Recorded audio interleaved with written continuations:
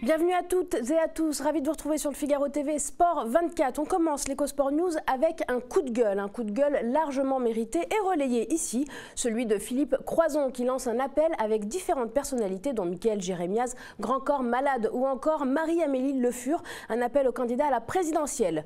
Où est le handicap dans les débats? Que fait-on des 12 millions de personnes concernées, touchées et impactées? Quels équipements, quelle solidarité et quels moyens pour améliorer le quotidien? Autant d'interrogations qui attendent des réponses et surtout une réelle prise en compte du handicap dans le débat sociétal actuel. On parle de loi maintenant, notamment celle promulguée le 1er mars dernier et visant à préserver l'éthique du sport, à renforcer la régulation et la transparence du sport professionnel et à améliorer la compétitivité des clubs. Une mission portée notamment par les sénateurs Dominique Bailly et Didier Guillaume qui, dans les dispositions du texte, prévoit l'établissement d'une charte d'éthique et de déontologie par les fédérations sportives délégataires ou encore la création d'une conférence permanente du sport féminin chargé de promouvoir le développement et la médiatisation du sport féminin. 2 points qui ont été appuyés par le think tank européen Sport et Citoyenneté. On poursuit avec une meilleure promotion du sport féminin justement. Revenons sur la semaine internationale des droits des femmes. La FFSE Île-de-France, en partenariat avec le Putoscorp Thaï, a proposé des soirées de promotion de la boxe. C'était du 6 au 10 mars, la boxe thaïlandaise. Et justement, cette boxe féminine est une discipline qui est trop souvent vue comme étant masculine. Les femmes ont été mises à l'honneur avec le club fondé par Xavier Séverin. Cette initiative annuelle a pour objectif de faire tomber les préjugés qui entourent ce sport. Plus qu'une journée, c'est une semaine de découverte qui est offerte aux femmes dans le club de Puteaux. Pour cette 8e édition, la marraine de l'événement était Estelle Denis qui a accepté d'enfiler les gants du PST pour s'initier à cet art et boxer les préjugés. Dans le cadre du partenariat entre la FFSE et le club de boxe, les salariés franciliennes ont pu découvrir la discipline et se surpasser sur le ring.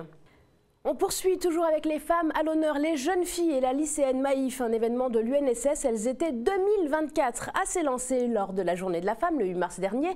Si vous avez manqué l'événement, je vous propose tout de suite une séance de rattrapage. Regardez.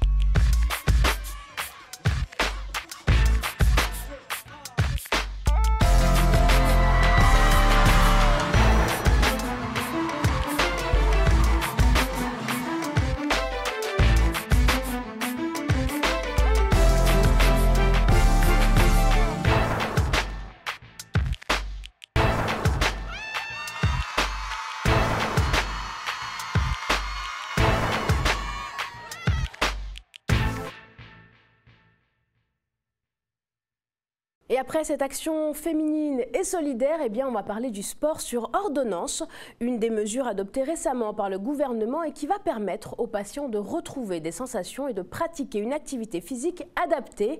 Le sport pour se soigner et pour se surpasser, un des axes forts de la CAMI Sport et Cancer, c'est justement notre focus cette semaine. Vous l'aurez compris, cette semaine on parle de la CAMI, on vous présente cette fédération et j'ai le plaisir d'accueillir le directeur général adjoint, c'est Florent Yaffil, bonjour. Bonjour à vous, merci pour l'invitation. Merci à vous d'être avec nous. Alors la CAMI, on en a déjà parlé dans l'EcoSport News et aujourd'hui on voulait vous présenter parce qu'il y a un événement qu'on annoncera tout à l'heure dans les rendez-vous à ne pas manquer. Alors comment est-ce que travaille la fédération auprès des malades? Je sais que vous visez à sensibiliser, à prévenir et à guérir à travers le sport. Tout à fait. Alors, le travail de la CAMI Sport et Cancer se situe déjà dans une mission, un enjeu de santé publique. 385 000 nouveaux cas de cancer par an, ça représente quand même une grande frange de la population avec des conséquences qui sont aussi bien individuelles que collectives. Nous, notre travail se situe au niveau d'un objectif qui est celui principalement d'augmenter les chances de rémission et de survie des personnes. Et ça se décline à travers un travail qui est celui d'organiser l'approche thérapeutique de l'activité physique au sein du parcours de soins du patient à travers 3 programmes qui sont une approche hospitalière, une approche de ville qu'on appelle ambulatoire et ce qu'on appelle le sport après cancer pour les gens qui sont en rémission. Alors vous, ça fait des années que vous œuvrez dans ces thématiques-là, hein, plus de 15 ans, on le disait tout à l'heure avant de prendre l'antenne. Je disais le sport sur ordonnance, une nouveauté cette année. Comment est-ce que vous allez vous intégrer dans ce processus ? Alors, l'intégration dans ce processus, en fait, on a été quand même assez pionnier en la matière, c'est-à-dire d'intégrer l'activité physique dans le champ thérapeutique. On a suivi les recommandations depuis longtemps, qui étaient de dire que l'activité physique était un complément thérapeutique non médicamenteux. Ça s'était fait par l'HAS en 2011. Avant ça, la Camille, comme vous le disiez juste avant, effectivement, elle a 17 ans maintenant de vécu, d'expérience et d'expertise. Donc, l'intégration maintenant, depuis le 1er mars de ce décret d'application, fait que ça répond déjà à un enjeu qui est celui des prescripteurs par eux-mêmes, c'est-à-dire comment ils vont devoir pouvoir faire en sorte premièrement, de qualifier la sévérité des problématiques des personnes qu'ils rencontrent, c'est-à-dire les porteurs d'affections de longue durée, donc le public dont nous nous occupons, c'est-à-dire les usagers qui sont atteints de cancer, et ensuite de savoir comment ils vont orienter vers les bons professionnels et savoir comment ils vont rédiger cette prescription. Et nous, on intègre l'activité physique sur un principe comme celui d'un médicament avec une posologie, c'est-à-dire des critères d'intensité, de durée, de fréquence. On a une approche interventionnelle par des éducateurs qui sont qualifiés, formés pour ça. Et on a une approche structurelle avec une organisation entre les soignants, le patient et l'éducateur. Florent Yafil, où est-ce qu'on en est justement en France sur cette capacité à appréhender la maladie par le sport, donc par une thérapie, j'allais dire, non médicamenteuse finalement ? En France, c'est assez compliqué parce qu'il y a quand même un paradigme qui existe comme quoi le soin, c'est la médecine et la médecine, c'est la médication. Donc intégrer le fait qu'une thérapeutique non usuelle qui serait l'activité physique puisse rentrer dans les parcours de soins traditionnels au même niveau qu'on pourrait appeler, ou du moins en termes de complément des thérapeutiques courantes, c'est quand même quelque chose qui est assez nouveau. Déjà, il faut savoir que les Français n'étaient pas habitués à ressortir d'un cabinet médical sans prescription de médicaments. Vous avez les slogans avec les antibiotiques, c'est pas automatique. Il y a les mentalités à travailler, oui. Notamment chez les patients finalement. Oui, c'est-à-dire que voilà, sur ce principe-là, sur ce paradigme-là, c'est un travail au long cours à faire auprès des soignants, donc des médecins qui n'ont pas d'attente particulière ou de connaissance des effets qu'ils peuvent attendre de l'activité physique pour leurs patients, et la société qui elle-même renvoie la notion de sport à une approche de loisir ou de compétition, rarement de santé, alors que pourtant c'est quelque chose quand même qui était ancestral avec des mouvements hygiénistes par ailleurs très anciens, quoi. Alors, avant de nous quitter, vous avez un événement, on en parlera dans les rendez-vous à ne pas manquer, un atelier que vous organisez, donc ce sera le 23. Dites-moi un peu concrètement qui peut venir et comment est-ce qu'on peut un petit peu vous découvrir à cette occasion. Écoutez, tout le monde est la bienvenue à cet événement, donc je vous invite d'ailleurs à ce que toute personne qui veuille encore s'inscrire puisse le faire via le site de la Camille Sport et Cancer.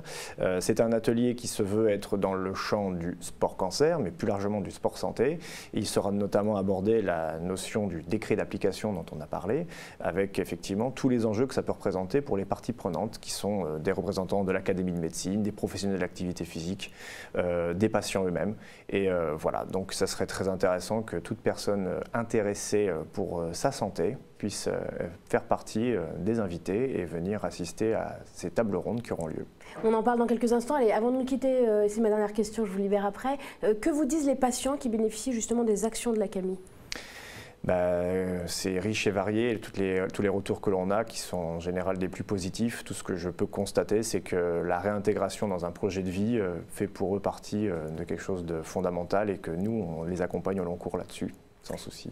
Merci beaucoup Florent Yafil d'avoir été avec nous pour cette édition. Je rappelle qu'on vous retrouve donc le 23 et sinon sur le site internet de l'air. Camille, merci d'avoir été avec nous. Merci à vous.